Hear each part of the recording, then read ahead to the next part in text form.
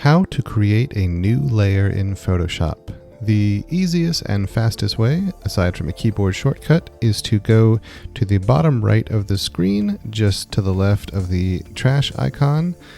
You hit the square with a plus sign in the middle, and that creates a new layer.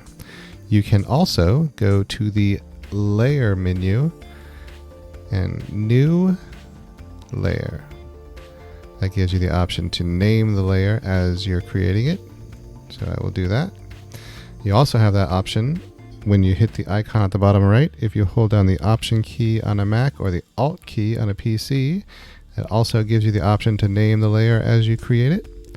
If that answered your Photoshop question without wasting any of your time, please give the video a like, and while you're down there, go ahead and subscribe.